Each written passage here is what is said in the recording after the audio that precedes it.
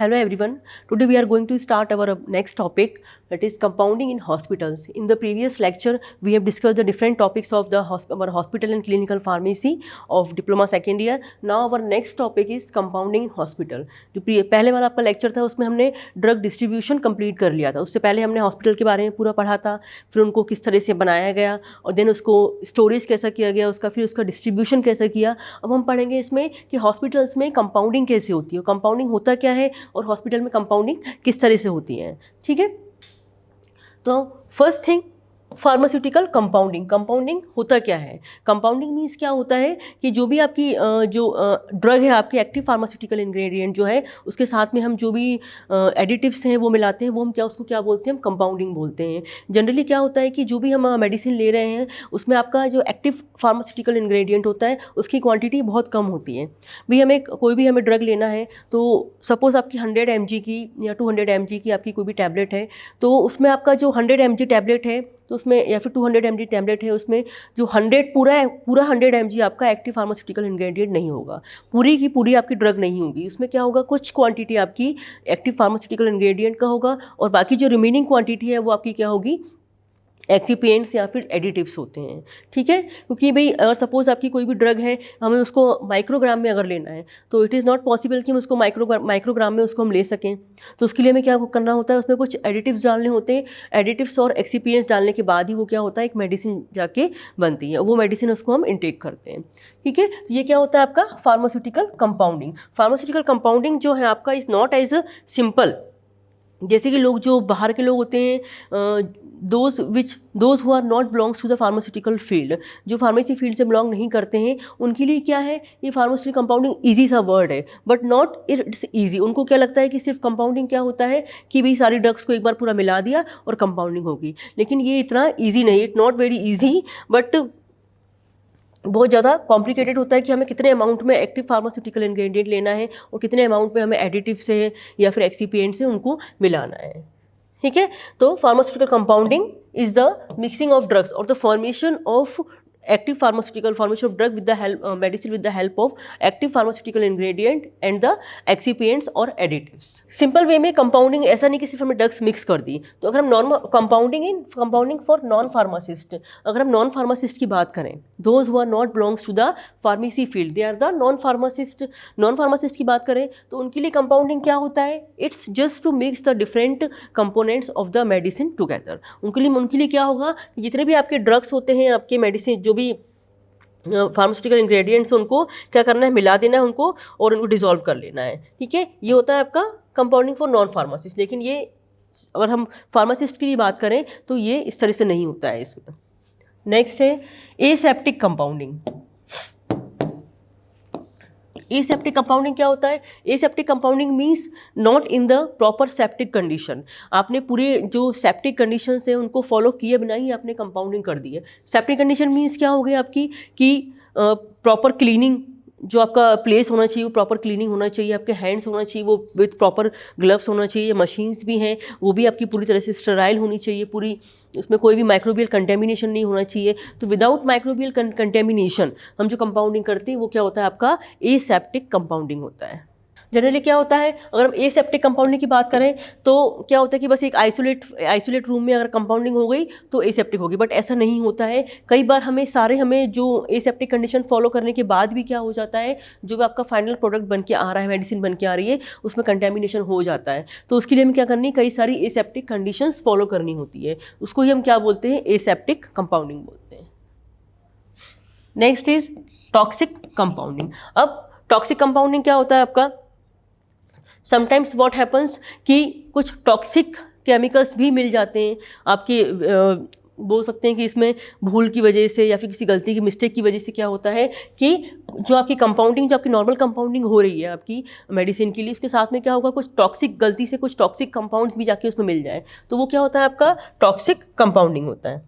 ठीक है, इसके लिए हमें वर्कर्स होते हैं आपके कंपाउंडिंग के, उनको प्रॉपरली ट्रेंड करना होता है कि भी जो भी अगर सपोज कोई टॉक्सिक सब्सटेंस की कंपाउंडिंग कर रहे हैं तो उसके लिए भी जो वर्कर्स हैं आपके, जो भी पर्सनल है जो कि कंपाउंडिंग में हेल्प कर रहे हैं, कंपाउंडिंग कर रहे हैं, उनको भी उसको प्रोटेक्ट करके रखना है, तो उनको पूरे रूल्स एंड रेगुलेशंस को फॉलो करना होता है ना। What is CGMP? CGMP क्या होता है आपका? Good manufacturing practices, current good manufacturing practices. CGMP starts for current, ठीक है। तो CGMP stands for current good manufacturing practices. इसमें क्या होता है? It is outlined in chapter 795 of the USP for non sterile preparations, और चैप्टर 797 में आपका क्या है? स्टेराइल प्रिपरेशंस के लिए आउटलाइंड है। इसमें होता क्या है? अकॉर्डिंग टू CGMP क्या होता है? करेंट गुड मैन्युफैक्चरिंग प्रैक्टिसेस, जो मैन्युफैक्चरिंग प्रैक्टिसेस है उनके लिए क्या क्या गवर्नमेंट ने क्या क्या रूल्स निकाले हैं, वो किसको किन किन को उसको फॉलो करते हुए जब हम कंपाउंडेड मेडिकेशन को एडमिनिस्टर कर रहे हैं, तो पेशेंट सेफ्टी भी डिपेंड करती है उसके लिए भी। जो भी कंपाउंडेड मेडिकेशंस हैं, after compounding what we have to do, compounding करने के बाद में क्या है? उन मेडिकेशंस को इनटेक करना है, उनको यूज़ करना है, एडमिनिस्टर करना है, तो उसके लिए पेशेंट सेफ्टी को बहुत ध्यान रखना पड़ता है। तो उसके लिए क्या है? इस CGMP फॉलो करना होता है, करेंट गुड मैन्युफैक्चरिंग प्रैक्टिसेस, जो कि आपके चैप्टर 795 ऑफ द USP किसके लिए दिया हुआ है? नॉन स्टेराइल प्रिपरेशंस के लिए दिया हुआ है, और चैप्टर 797 आपका स्टेराइल प्रिपरेशंस के लिए दिया हुआ है इसके बारे में।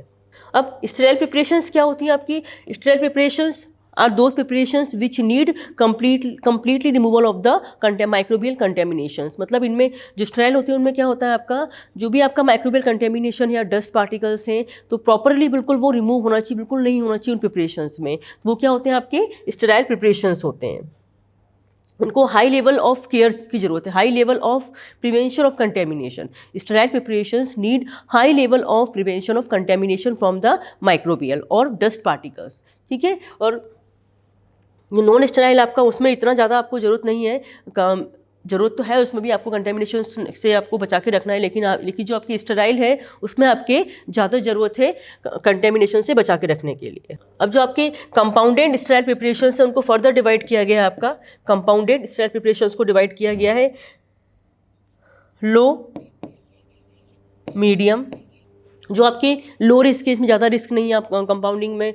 दूसरा आपका मीडियम रिस्क वाले, जो हाई रिस्क वाले होते हैं कि भी थोड़ा सा भी कुछ ऐसे आपके स्टेराइल प्रिपरेशंस भी होते हैं कि थोड़ा सा भी अगर कंटेमिनेशन हो गया तो बॉडी को बहुत ज़्यादा हार्म कर सकते हैं। तो उसके बेस पे आपके कंपाउंडेड स्टेराइल प्रिपरेशंस को 3 उसमें डिवाइड किया गया है, लो रिस्क, मीडियम रिस्क और हाई रिस्क में, ठीक है। तो ये आपका जनरल हो गया, जनरल इंट्रोडक्शन हो गया कंपाउंडिंग इन हॉस्पिटल्स, कंपाउंडिंग होता क्या है एक्चुअल में, ठीक है। Now next is bulk compounding. अब बल्क कंपाउंडिंग क्या होता है? Bulk compounding means the bulk और API। API stands for active pharmaceutical ingredient, active pharmaceutical. Bulk compounding क्या होता है? मीन्स द बल्क और API of client product in bulk form supplied by client, ठीक है। क्या होता है इसमें कि जो भी हमने कंपाउंडिंग पढ़ी, कंपाउंडिंग कर रहे हैं हम, उसमें क्या होगा कि जो भी आपका एक्टिव फार्मास्यूटिकल इंग्रेडिएंट है, तो जो भी आपका क्लाइंट प्रोडक्ट है उसको बल्क फॉर्म में सप्लाई, जो क्लाइंट है आपका वो उसको बल्क फॉर्म में सप्लाई, कंपाउंडिंग का जो भी आपके एक्टिव फार्मास्यूटिकल इंग्रेडिएंट है वो बल्क फॉर्म में सप्लाई हो गया आपके, ठीक है। ये क्या होता है आपका? बल्क कंपाउंडिंग होता है। अब बल्क कंपाउंडिंग के बेनिफिट्स क्या होते हैं ये हमें डिटेल में पढ़ना है। What are the bulk compounding हम कर रहे हैं, मतलब क्या हो रहा है कि जो भी आपका एक्टिव फार्मास्यूटिकल इंग्रेडिएंट है उसको हम क्या कर रहे हैं? बल्क में ले रहे हैं। जो भी क्लाइंट प्रोडक्ट है आपका, कि जो भी आपका क्लाइंट है, जो सारा कंपाउंड आपको सप्लाई कर रहा है, उससे हम क्या कर रहे हैं? बल्क में सप्लाई ले रहे हैं। तो उसके बेनिफिट्स क्या है उसके? तो पहला बेनिफिट है इसका allowing access to discontinued medications. Sometimes what happens, क्या होता है कि जो आपके मैन्युफैक्चरर्स हैं, सपोज कोई वो मेडिसिन बना रहे हैं और बनाते बनाते उन्होंने अचानक क्या हुआ कि उन मेडिसिन का क्या है कि मैन्युफैक्चरिंग उन्होंने स्टॉप कर दिया, या ड्यू टू कुछ सर्कमस्टेंसेस की वजह से क्या है कि उन्होंने उस मेडिसिन को बनाना या फिर उसका कंपाउंडिंग करना या उसका जो भी आपका रॉ मटेरियल है उसको बनाना एकदम से स्टॉप कर दिया। अब क्या होगा कि उस टाइम पे जो भी आपके पेशेंट हैं जो उस मेडिसिन को ले रहे होंगे, उस मेडिकेशंस को ले रहे होंगे, उनके लिए तो नीड होगी, तो वो नीड हम कहाँ से पूरी करेंगे? तो allowing access to discontinued medication. तो उस केस में क्या होगा? ये बल्क कंपाउंडिंग बहुत ज़्यादा काम आएगा। क्यों काम आएगा? कि जो भी हमारे फार्मासिस्ट, उन्होंने क्या होगा कि भी बल्क में, हॉस्पिटल फार्मासिस्ट जो आपके हैं, हॉस्पिटल फार्मासिस्ट, उन्होंने क्या है? बल्क में ले रखा है आपका, बल्क ठीक है, बल्क में ले रखा है। अब बल्क में आपका ले रखा है तो वो अगर सपोज वो मैन्युफैक्चरर्स अगर स्टॉप कर भी देते हैं मैन्युफैक्चरिंग करना उसकी, तो क्या होगा, हमारे फार्मासिस्ट के पास में क्या है कि जो भी आपका मेडिकेशन है कंपाउंडिंग के लिए वो अवेलेबल होगा। तो क्या करेगा वो फार्मासिस्ट, उसको ईजी जो भी पेशेंट की नीड है उसके अकॉर्डिंग वो कंपाउंडिंग करके उसको ड्रग अवेलेबल करा देगा। आजकल क्या हो रहा है, जो भी हमारे कंपाउंडिंग फार्मासिस्ट है वो बहुत अच्छी तरीके से जो भी प्रिस्क्रिप्शन होता है उसको फॉलो करते हुए अच्छी तरीके से कंपाउंडिंग कर रहे हैं, और जो आपकी डिस्पेंसिंग और कंपाउंडिंग बहुत तरीके से कर रहे हैं आपके कंपाउंडिंग हॉस्पिटल फार्मासिस्ट जो होते हैं आपके कंपाउंडिंग हॉस्पिटल फार्मासिस्ट। ठीक है, और आप लोग अगर आपके पास में बल्क में ऑलरेडी कंपाउंडिंग मटेरियल अवेलेबल है तो आप भी अपने कस्टमर को उसकी जो नीड के अकॉर्डिंग उसको सप्लाई कर सकते हैं। तो इसका जो फर्स्ट बेनिफिट है आपका वो यही है, allowing access to discontinued medication. Suppose आपकी मेडिकेशन चल रही है, उसको डिसकंटिन्यू अगर सपोज वो डिसकंटिन्यूड हो रही है तो उसको रोकने के लिए आपका बल्क कंपाउंडिंग बहुत काम में आता है, बहुत बेनिफिट आता है इसका। कि अब नेक्स्ट पॉइंट आपका है making medication easier to use.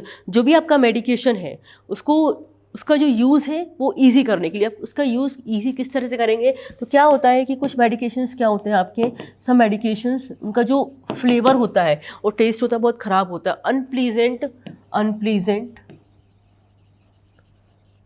Order and test.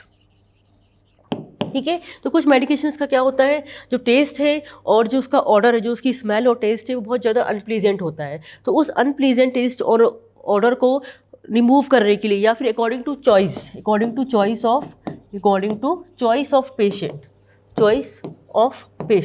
जो पेशेंट है उसके चॉइस के अकॉर्डिंग क्या हो सकता है, जो भी आपके कंपाउंडिंग हॉस्पिटल फार्मासिस्ट है वो कंपाउंडिंग कर सकते हैं। तो उससे क्या हो गया कि जो पेशेंट है उनके लिए क्या हो गया, जो मेडिकेशन है वो इजी हो गया यूज़ करने के लिए। अदरवाइज अगर उसके जो अनप्लीजेंट टेस्ट और ऑर्डर है तो वो जो भी पेशेंट है आपका, जो भी आपका कस्टमर है उसको यूज़ नहीं करेगा, उसके लिए सपोज़ यूज़ करेगा तो उसके लिए इजी नहीं है यूज़ करना। अगर हम उसकी चॉइस के अकॉर्डिंग जो फ्लेवर है ऑर्डर डाल देंगे उसमें तो उसको वो यूज़ करना, मेडिकेशन यूज़ करना ईजी हो जाएगा। तो उसके लिए क्या होता है, जो आपके कंपाउंडिंग हॉस्पिटल फार्मासिस्ट हैं उसके अकॉर्डिंग वो कंपाउंडिंग कर लेते हैं। तो ये इसका एक बेनिफिट हो गया।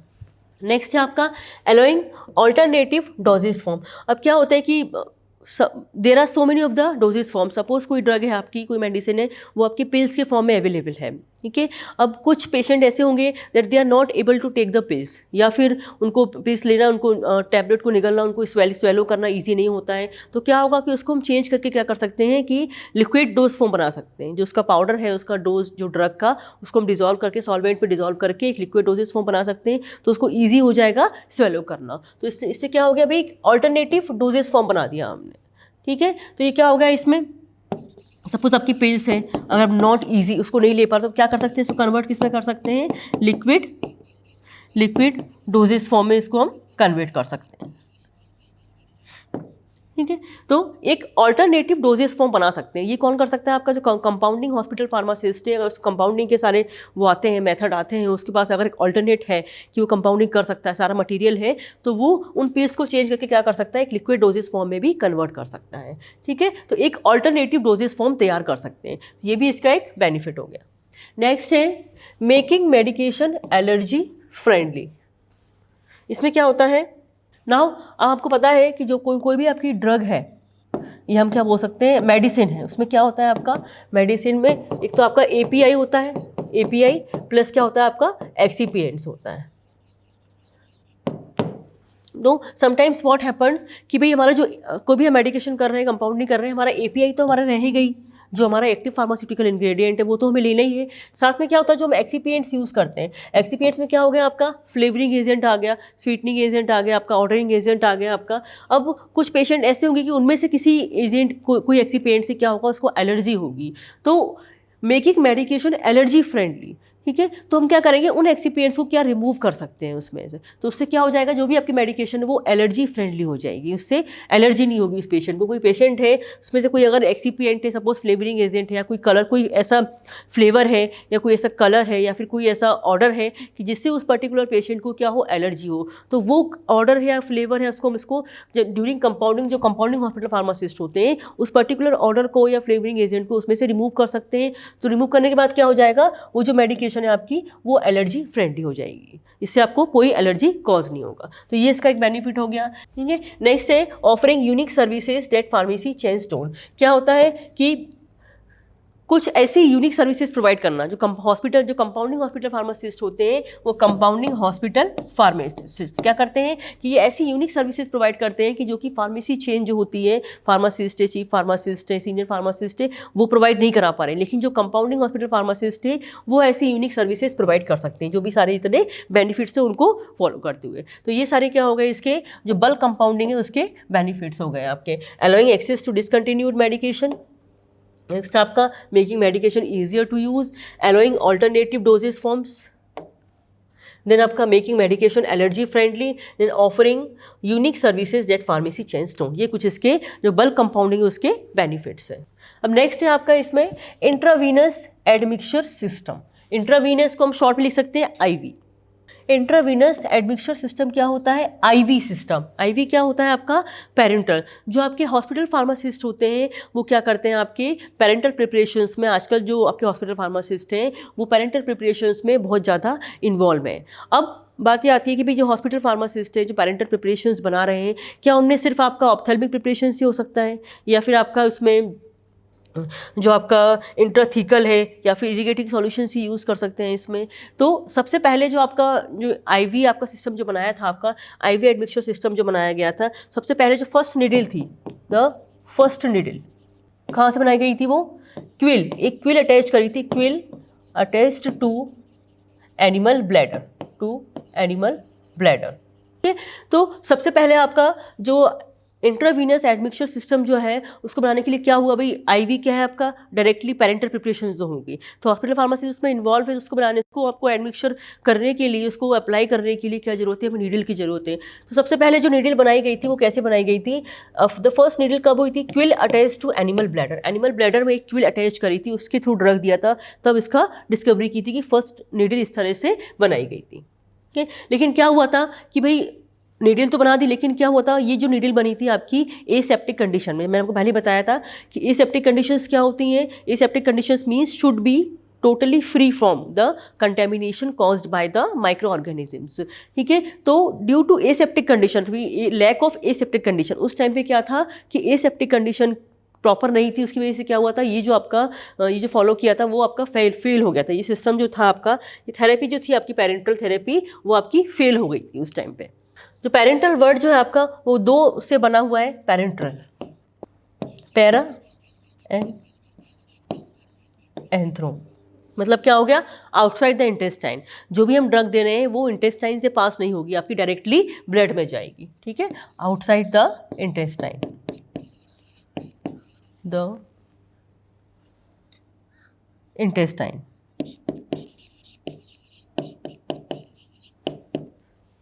ठीक है, तो पेरेंटल मतलब क्या हो गया, आपके दो वर्ड से बना है आपका, एक तो पैरा है और एंथ्रोन है। पैरा एंथ्रोन मीन्स क्या हो गया आपका, आउटसाइड द इंटेस्टाइन, इंटेस्टाइन के बाहर, डायरेक्टली ब्लड में अप्लाई नहीं करना है इसको। जो भी ड्रग्स जा रही है आपके, जो भी ड्रग्स जा रही है डायरेक्टली ब्लड में जाएगी, वो आपकी इंटेस्टाइन की होकर नहीं जाएगी।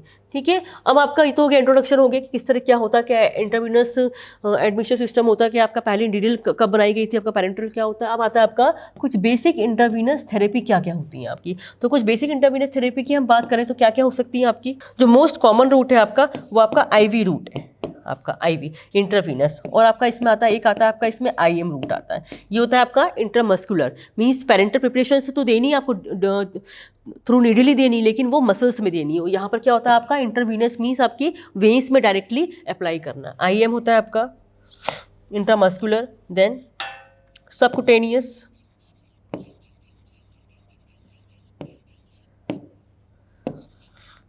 Intradermal, epidural.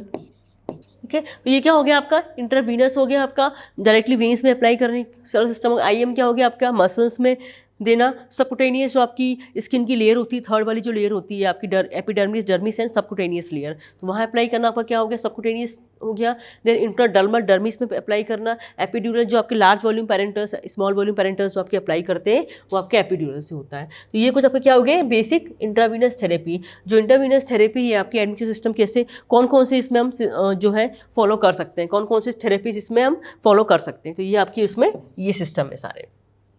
अब बात आती है इसमें risk of intravenous therapy infection. ठीक है, अब इंट्रावीनस थेरेपी से अगर कुछ इन्फेक्शन, इसके जो इन्फेक्शन होने के क्या क्या इसमें रिस्क हो सकते हैं। इसमें क्या होता है कि भाई जो भी प्रोडक्ट है, जो भी प्रोडक्ट हमने बनाया है, इसमें पेरेंटल प्रोडक्ट है भाई, जो भी ये आपका जो इंट्रावीनस थेरेपी सिस्टम है इसमें हम क्या कर रहे हैं, आपका पेरेंटल प्रोडक्ट ही यूज़ कर रहे हैं। जो भी हमने पेरेंटल प्रोडक्ट बनाया है इसमें it should be free from the contamination. Suppose क्या है कि जो भी पेरेंटल प्रोडक्ट है आपका, इसमें कोई माइक्रोबियल कंटेमिनेशन हो गया है, अगर माइक्रोबियल कंटेमिनेशन हो गया आपका, तो वो क्या होगा, कंटेमिनेटेड प्रोडक्ट ही आपके बॉडी में जाएगा। अब आपका इंट्रावीनस सिस्टम है, मतलब क्या है कि आपका इंटेस्टाइन में जाएगा नहीं, पेरेंटल आपके प्रोडक्ट्स हैं तो वो क्या आपके इंटेस्टाइन में नहीं जाएंगे, वो डायरेक्टली आपके ब्लड में जाएंगे। और ब्लड में जाके डायरेक्टली, ऑलरेडी वो कंटेमिनेटेड प्रोडक्ट है तो ब्लड में जाके डायरेक्टली वो इन्फेक्शन कॉज करेंगे, तो इससे बहुत ज़्यादा रिस्क होता है, risk of intravenous therapy infection. ठीक है, जो इंट्रावीनस थेरेपी है उससे हाई रिस्क होता है इन्फेक्शन होने का, अगर वो प्रोडक्ट आपका कंटेमिनेटेड है, अगर प्रॉपरली अगर वो स्टेराइल है, कंटेमिनेटेड है, तो आपका रिस्क कम है उसमें। नेक्स्ट है आपका इसमें कुछ इनकम्पैटिबिलिटीज़ होती है। अब इसमें इनकम्पैटिबिलिटीज़ क्या आएंगी, सपोज आपने जो प्रोडक्ट बनाया है, आपने पेरेंटल प्रोडक्ट बनाया है, इसमें अगर कुछ इनकम्पैटिबिलिटीज़ है तो क्या होगा, ड्यू टू सम इनकम्पैटिबिलिटीज़ क्या होगा, जो भी आपकी ड्रग है या तो वो क्या होगा, जो भी कंटेनर है जिसमें बन रहा है उसमें आपका एडेयर हो जाएगी, उसमें चिपक जाएगी, और क्या होगा जब वो कंटेमिनेटेड हो जाएगा प्रोडक्ट तो उसको हम क्या कर सकते हैं, बॉडी में अप्लाई भी नहीं कर सकते। ठीक है, एक आपका इसमें एक पॉइंट रह गया है एलर्जिक रिएक्शन वाला। अब सपोज आपका कोई पेशेंट है, आपका कोई पर्सन है कि उसको ऑलरेडी जो पेरेंटल प्रोडक्ट है जिसको हम आईवी के थ्रू दे रहे हैं, उसको अगर सपोज पहले से ही कोई एलर्जिक प्रॉब्लम है तो क्या होगा, जैसे हम लोग प्रोडक्ट देंगे इसको, जो भी पेरेंटल प्रोडक्ट है उसको आईवी एडमिशन सिस्टम के थ्रू देंगे तो क्या हो जाएगा, उसमें एलर्जिक रिएक्शंस डेवलप हो जाएगी। ठीक है, देन आपका है इसमें पर्टिकुलेट मैटर। अब अगर आप और इसमें सपोज क्या है कि जो भी आप प्रोडक्ट दे रहे हैं ड्यूरिंग एडमिशन या फिर ड्यूरिंग उसको एडमिनिस्टर, क्या हो गया, कोई पर्टिकुलेट मैटर जो होते हैं आपके, 10 पार्टिकुलर मैटर में क्या आता है आपका, डस्ट पार्टिकल्स वाला है, मड पार्टिकल्स वाला है, तो वो अगर आपका इसमें आ गया है तो वो भी क्या कर सकता है, आपकी बॉडी को हार्म कर सकता है, क्योंकि वो क्या हो रहा है आपका डायरेक्टली ब्लड में जा रहा है। नेक्स्ट है इसमें पायरोजन। अब आपके जो बैक्टीरिया वगैरह है आपके, उनके बैक्टीरिया की रिमेन्स है, बैक्टीरिया रिमेन्स है आपके, बैक्टीरिया के रिमेन्स वगैरह हैं, वो अगर प्रोडक्ट में रह गए आपके तो उससे भी क्या हो सकता है, अभी ये पायरोजन भी क्या आपका कंटेमिनेशन कर देते हैं, जो प्रोडक्ट है आपका, जो फाइनल प्रोडक्ट है आपका पेरेंटल प्रोडक्ट है उसका कंटेमिनेशन कर देंगे, और वो कंटेमिनेटेड प्रोडक्ट अगर बॉडी में हमने इंजेक्ट किया है तो क्या होगा, वो बॉडी को भी हार्म कर देते हैं, रिएक्शंस कॉज कर सकते हैं। जैसे कि आपका एक एग्जांपल है इसमें फ्लेबाइटिस। फ्लेबाइटिस क्या होता है आपका, इन्फ्लेमेशन ऑफ वेन्स। हमने क्या किया कि जो भी पेरेंटल प्रोडक्ट है हमने सपोज उसको आईवी के थ्रू दिया है, तो आईवी क्या हो गया आपका, इंट्रावीनस हो गया, हमने वेन्स में दिया, वो वेन्स में क्या हो गया, उस कंटेमिनेटेड प्रोडक्ट की वजह से क्या हो गया, वो जो वेन्स है उसमें इन्फ्लेमेशन हो गया, तो इन्फ्लेमेशन की वजह से क्या होगा, जिसको क्या बोलते हैं हम, फ्लेबाइटिस बोलते हैं। तो वेन्स का इन्फ्लेमेशन अगर हो रहा है कंटेमिनेटेड प्रोडक्ट की वजह से, उसको हम क्या बोलेंगे, फ्लेबाइटिस। तो फ्लेबाइटिस कॉज हो सकता है। ठीक है, द नेक्स्ट है आपका इसमें कंटेमिनेशन। कंटेमिनेशन समझते हैं, कंटेमिनेशन वही आपका कि कोई आपका हार्मफुल सब्सटेंस इसमें ना मिल जाए आके, या कुछ आपका डस्ट पार्टिकल ना आ जाए, या फिर कुछ सडन आपका क्या हो सकता है बाई मिस्टेक आपका कुछ इसमें सब्सटेंस जाके ना मिल जाए, तो इन सारे कंटेमिनेशन को हमें प्रिवेंट करना है। तो एक क्लीन एरिया मेंटेन करते हैं, क्लीन एरिया। ठीक है, जो भी आपका पेरेंटल प्रोडक्ट है, जो भी आपके पेरेंटल प्रिपरेशन है, उनके लिए क्या चूज़ करते हैं, क्लीन एरिया चूज़ करते हैं, जिससे कि क्या हो, वो कंटेमिनेशन फ्री हो। देन नेक्स्ट आपका आता है इसमें कंपैटिबिलिटी। अब जो आपका कंपैटिबल होना चाहिए, जो भी हम इसमें एक्सीपिएंट्स वगैरह यूज़ कर रहे हैं, आपके पेरेंटल प्रोडक्ट है, आप एक तो आपका एक्टिव फार्मास्यूटिकल इंग्रेडिएंट हो गया, दूसरा आपका जो एक्सीपिएंट्स होते हैं तो वो आपस में क्या होना चाहिए, कंपैटिबल होना चाहिए। अगर वो आपस में कंपैटिबल नहीं है तो क्या होगा, उनमें आपस में भी रिएक्शन हो सकती है, उस रिएक्शन की वजह से भी क्या है, आपका प्रोडक्ट ख़राब हो सकता है। अगर प्रोडक्ट ख़राब हो गया, उसको हमने अगर इंजेक्ट कर दिया, उसको यूज़ कर दिया, उसको एडमिनिस्टर कर दिया, तो क्या हो जाएगी, इनकम्पैटिबिलिटी भी कॉज हो जाएगी। ठीक है, सपोज पेशेंट की कंपैटिबिलिटी देखी जाएगी इसमें कि पेशेंट उस पर्टिकुलर ड्रग के लिए, पर्टिकुलर सॉल्यूशन के लिए कंपैटिबल है कि नहीं। स्टेबिलिटी मीन्स जो भी आपकी पेरेंटल ड्रग है तो वो जो स्टोरेज कंडीशन है वो पर्टिकुलर जो जिस स्टोरेज कंडीशन उसकी प्रॉपर होनी चाहिए, storage condition compatible with the patient condition. ठीक है, स्टेबिलिटी में क्या देखेंगे कि जो भी जिस स्टोरेज कंडीशन में उस ड्रग को रखा जा रहा है तो वो प्रॉपर है कि नहीं, ऐसा नहीं हो कि वो ड्रग आपकी उस स्टोरेज कंडीशन में भी जाके ख़राब हो जाए। तो ये आपका स्टेबिलिटी हो गया।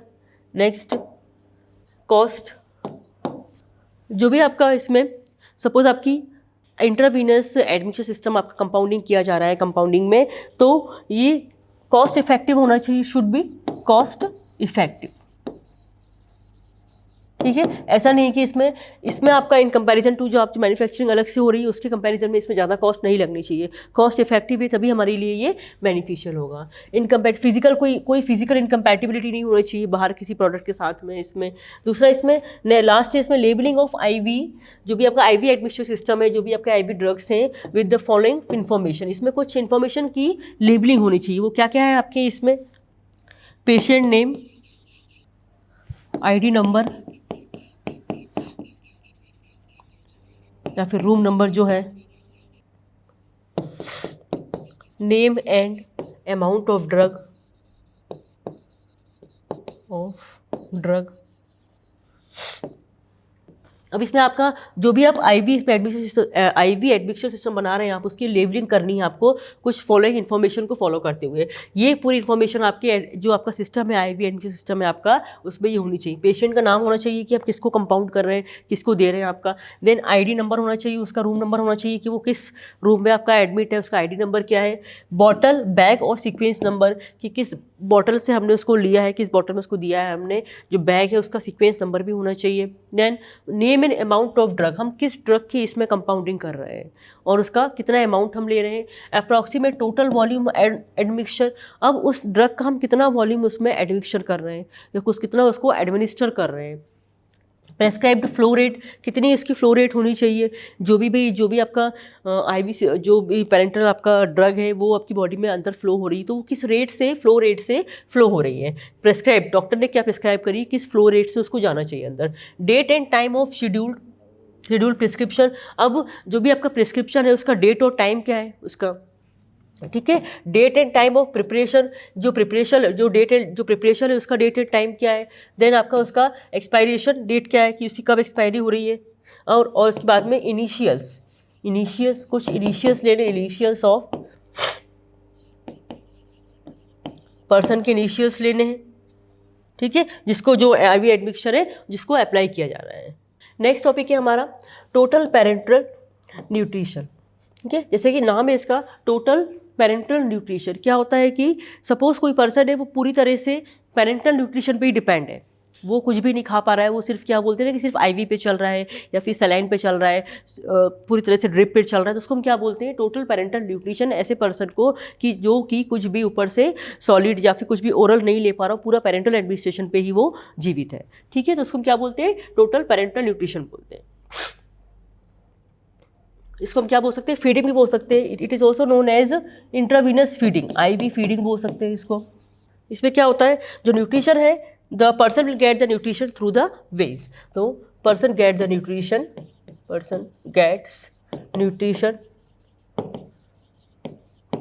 Only through veins.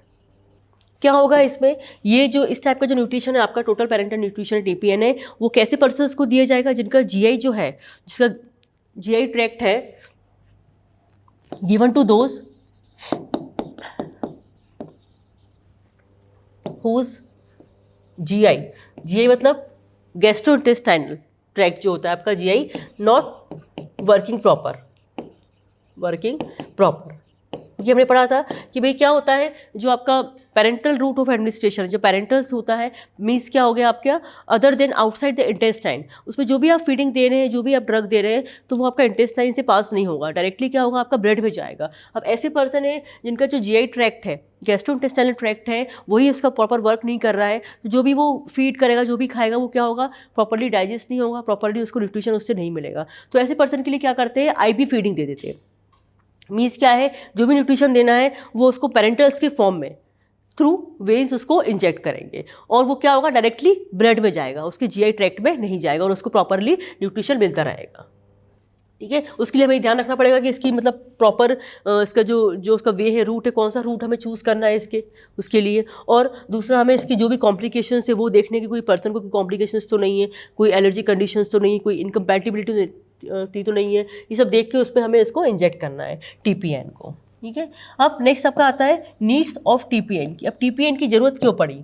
ठीक है, वो जैसे मैंने बताया आपको, सबसे पहली चीज़ तो द नीड ऑफ टीपीएन क्यों है इसमें कि भाई ऐसे पर्सन जो आपका फीड नहीं कर पा रहे हैं, ओरली नहीं ले पा रहे या अपने हाथ पे नहीं चला पा रहे, अनकॉन्शियस पेशेंट है, अनकॉन्शियस है, तो उनके लिए आपको सबसे पहले नीड होती है टीपीएन की कि उनको न्यूट्रिशन कहाँ से दें, हम इसको पेरेंटल रूट से न्यूट्रिशन दे सकते हैं।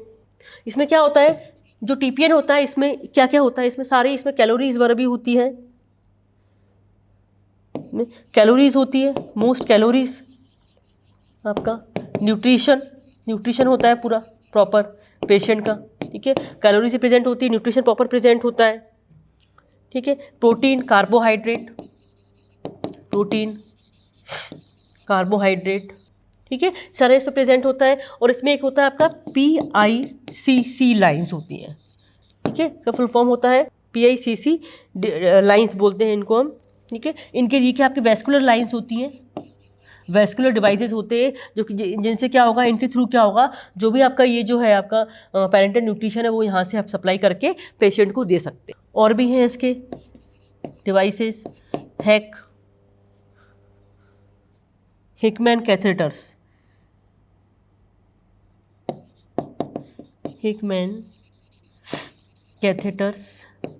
होते हैं। दूसरा इसमें और होते हैं ग्रॉस हॉन्ग कैथेटर्स। ठीक है, तो कुछ वैस्कुलर डिवाइसेस हैं जिनके थ्रू आपका ये जो आपका है पेरेंटल न्यूट्रिशन है, किसके थ्रू आपका अप्लाई किया जा रहा है, ये PICC लाइंस होती हैं, कुछ हिकमैन कैथेटर्स होते हैं, आपके ग्रॉस हॉन्ग कैथेटर्स होते हैं, इनके थ्रू क्या होगा, जो पेरेंटल न्यूट्रिशन है वो पेशेंट में आपका अप्लाई किया जा रहा है, सप्लाई किया जा रहा है। ठीक है, तो ये इसकी नीड हो गई। नेक्स्ट है, अब क्या क्या इसमें इंग्रेडिएंट्स हो सकते हैं टीपीएन टोटल पेरेंटल न्यूट्रिशन जो होता है उसके इंग्रेडिएंट्स क्या क्या हो सकते हैं। तो इसमें क्या होता है, वाटर का सॉल्यूशन हो सकता है, वाटर सॉल्यूशन, पहली चीज, energy, amino acids, fatty acids, vitamins, आपके मिनरल्स। ठीक है, अब हम इंग्रेडिएंट्स की अगर बात करें तो भी जैसे कि नाम है इसमें टोटल पेरेंटल न्यूट्रिशन, मतलब क्या है कि हमें जो न्यूट्रिशन एक नॉर्मल पर्सन जो होता है, जो उसको जो प्रॉपर नॉर्मल न्यूट्रिशन की जरूरत पड़ती है, वही न्यूट्रिशन हमें क्या करना है, जो आपका जिसको हम टीपीएन सप्लाई कर रहे हैं। टीपीएन है कि आपका टोटल पेरेंटल न्यूट्रिशन है, मीन्स आपको जो भी न्यूट्रिशन ओरली पर्सन अगर ले रहा है उसको हमें क्या करना है, पेरेंटल्स के फॉर्म में उसको सप्लाई करना है। तो क्या हमें क्या देना होगा, उसको वाटर सोल्यूशन देना होगा, भी वाटर की पहली रिक्वायरमेंट है, वाटर हमें देना है उसको। दूसरा, उस वाटर में क्या होना चाहिए, एनर्जी होनी चाहिए, मीन्स कैलोरीज प्रेजेंट होनी चाहिए, इसमें कार्बोहाइड्रेट है, प्रोटीन है आपका, इसमें अमीनो एसिड्स है, फैटी एसिड्स है, विटामिन है, मिनरल्स है, ये आपका किस में आ जाएगा, टोटल पेरेंटल न्यूट्रिशन जो भी आपका है उसमें ये सारी चीज़ें इसमें मिक्स होनी चाहिए। और इसमें सपोज कोई पेशेंट है, उसको अगर हार्ट प्रॉब्लम है या किडनी प्रॉब्लम है या लीवर प्रॉब्लम है, तो उसकी नीड के अकॉर्डिंग भी हमें जो भी इसके न्यूट्रिशन है वो डिसाइड करने हैं कि सपोज किडनी प्रॉब्लम है तो उसको हमें वाटर के अमाउंट नहीं देना है ज़्यादा उसको। ठीक है, सपोज उसको लीवर प्रॉब्लम है तो उसको फैटी एसिड ज़्यादा नहीं देना है हमको, तो उसकी कंडीशन के अकॉर्डिंग भी हमको वो उसका जो टीपीएन है वो उसको डिसाइड करना है, उसके इंग्रेडिएंट्स को हमें डिसाइड करना है। दूसरा इसमें नेक्स्ट है paediatric TPN for teens and children. तो अभी क्या है, मैक्सिमम अभी जो आज की है, जो टुडेज हम बात करें, सबसे ज़्यादा जो टीपीएन की जरूरत पड़ रही है टीन्स और चिल्ड्रन को जरूरत पड़ रही है आपकी, जो आपके टीनेजर्स होते हैं और चिल्ड्रंस होते हैं उनको टीपीएन की बहुत रिक्वायरमेंट है। तो सेम उनके लिए भी भाई जो टीन्स है और चिल्ड्रन है उनको भी आपको जो भी आप टीपीएन देंगे वो आपको उनमें आपके ये सारे इंग्रेडिएंट्स प्रेजेंट होती है। पहली चीज़, उनके लिए भी आपको ध्यान रखना है कि भाई किडनी प्रॉब्लम तो नहीं है, कोई लीवर प्रॉब्लम तो नहीं है, कि वो उसके लिए कंपैटिबल है कि नहीं, कोई एलर्जिक रिएक्शन तो नहीं कॉज कर रहा है, सब ध्यान रखते हुए उनके लिए टीपीएन डिज़ाइन करना है। अब ये जो टीन्स है, चिल्ड्रन है, उनमें भी किन टीन्स और चिल्ड्रन को दिया जाता है जिसको भाई कोई बॉवल सिंड्रोम या फिर कोई इंटेस्टाइन प्रॉब्लम हो, या फिर कुछ उनको इंटेस्टाइन प्रॉब्लम हो, इंटेस्टाइन प्रॉब्लम, ठीक है, बॉवेल सिंड्रोम हो, इंटेस्टाइन प्रॉब्लम भी हो सकती है उनको, या कुछ ऐसी माइक्रोविलस डिजीज़ हो, ठीक है। तो अगर इस तरह की कंडीशन है, अगर कोई जो भी आपके चिल्ड्रन है या फिर टीनेजर्स हैं उनको कोई बॉवेल सिंड्रोम हो रहा है या फिर कोई इंटेस्टाइन प्रॉब्लम है या माइक्रोविलस कुछ डिजीज़ हो आपका, तो उनको टीपीएन स्पेशली, ऐसा नहीं कि नॉर्मल अगर चिल्ड्रन है या जो टीन्स है उनको नॉर्मली हम अप्लाई नहीं करेंगे ये चीज़, जो भी आपके डिजीज़ हैं आपके टीन्स या चिल्ड्रन उनको टीपीएन की जरूरत पड़ती है, उसको हम क्या बोलते हैं, पीडियाट्रिक टीपीएन, ठीक है। वो उनकी एज के अकॉर्डिंग, उनकी जो एज है, चिल्ड्रन है आपके या फिर टीनेजर्स है, तो उनकी एज के अकॉर्डिंग उनको किन किन न्यूट्रिएंट्स की ज़रूरत पड़ेगी उसके अकॉर्डिंग हमें उसको देना है ये सब चीज़ें। नेक्स्ट है ways to properly administer TPN. अब सही तरीके से अगर जो टीपीएन है आपका, टोटल पेरेंटल न्यूट्रिशन है, उसको हमें अगर अप्लाई करना है, एडमिनिस्टर करना है, तो क्या क्या तरीके उसके प्रॉपर हो सकते हैं। एक आपका होता है इसमें सेंट्रल वीनस कैथेटर। इसमें क्या होता है कि डायरेक्टली आपके हार्ट में, कहाँ जाता है, आपके हार्ट में, डायरेक्टली टू हार्ट में। और क्या होना चाहिए, जो भी आपका टीपीएन एडमिनिस्टर कर रहे हैं उसका जो आसपास का एनवायरनमेंट है, तो क्या है, क्लीन एंड स्टेराइल इन्वायरमेंट में होना चाहिए आपका, स्टेराइल इन्वायरमेंट में होना चाहिए इसका एप्लीकेशन। जो एक्सटर्नल ट्यूबिंग है इसकी, एक्सटर्नल ट्यूबिंग, जो ट्यूब्स जा रही हैं इसकी, एक्सटर्नल ट्यूबिंग, और ड्रेसिंग, जो आसपास की जो ड्रेसिंग होती है वो प्रॉपरली चेंज होना चाहिए daily, tubing and dressing properly, dressing changed properly, ठीक है। इनको होम में भी कर सकते हैं और बाहर भी कर सकते हैं, ठीक है। तो ये आपके तरीके हो गए इसके। सेंट्रल वीनस कैथेटर होता है जो कि डायरेक्टली हार्ट में अप्लाई करता है। दूसरा, इसमें एनवायरनमेंट आपका क्लीन होना चाहिए, स्टेराइल होना चाहिए बिल्कुल, और एक्सटर्नल ट्यूबिंग जो आपकी जा रही है, जो भी ट्यूब्स के थ्रू ही तो भी जा रहा है, जो पेरेंटल आपका एडमिनिस्ट्रेशन है वो किसके थ्रू जा रहा है, ट्यूब्स के थ्रू। जो एक्सटर्नल ट्यूबिंग है और जो ड्रेसिंग है वो प्रॉपरली चेंज होना चाहिए एवरी डे, ठीक है। तो ये इन तरीकों को फॉलो करते हुए हमें टीपीएन का एडमिनिस्टर करना है। नेक्स्ट है आपका administration of TPN at home. अब घर पर हम टीपीएन का एडमिनिस्ट्रेशन किस तरह से करेंगे। भाई ये जो आपका टीपीएन का एडमिनिस्टर है, हम हॉस्पिटल में एडमिट होकर भी कर सकते हैं और घर पर भी इसका एप्लीकेशन कर सकते हैं। तो पहली चीज़ इसमें कि घर पर अगर हमें करना है इसका एडमिनिस्ट्रेशन, तो क्या क्या हमें इसमें प्रिकॉशंस फॉलो करना है। तो क्या होता है इसमें, घर के लिए हमें सबसे पहले चीज़ ध्यान रखना चाहिए हमें कि प्रॉपर क्रूशियल एनवायरनमेंट होना चाहिए, क्रूशियल एनवायरनमेंट होना चाहिए, ठीक है। दूसरा चीज़ हाइजीनिक हमें ध्यान रखना चाहिए, क्लीन एनवायरनमेंट। सेम यहाँ पर भी आपको क्लीन एनवायरनमेंट का ध्यान रखना चाहिए, बिल्कुल क्लीन एनवायरनमेंट होना चाहिए, ठीक है। हाइजीनिक होना चाहिए, हाइजीन प्रॉपर, ठीक है। अब घर पे इसका एडमिनिस्ट्रेशन कर रहे हैं, तो जो भी आपका जो भी ट्यूबिंग कर रहे हैं, इसमें जो नीडल वगैरह लगा रहे हैं, वो प्रॉपरली नर्सेस के द्वारा इन द सुपरविजन ऑफ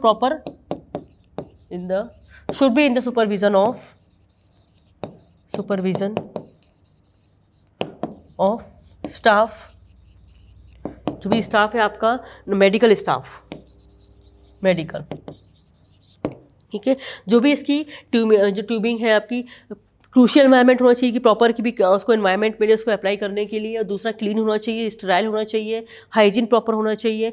और जो भी ट्यूबिंग वगैरह का नीडलिंग कर रहे हैं वो भी आपका मेडिकल स्टाफ के सुपरविजन में होना चाहिए। ऐसे नहीं कि कहीं से भी इसमें नीडल डाल दें, तो वो उसका भी इसमें सुपरविजन होना चाहिए, ठीक है। और जो प्रोसेस्ड लिक्विड है, सपोज हमने अप्लाई कर लिया है, उस प्रोसेस्ड लिक्विड को आपको जो बचा हुआ है, सपोज उसको एडमिनिस्टर नहीं करना है, तो उसको should be placed in the processed liquid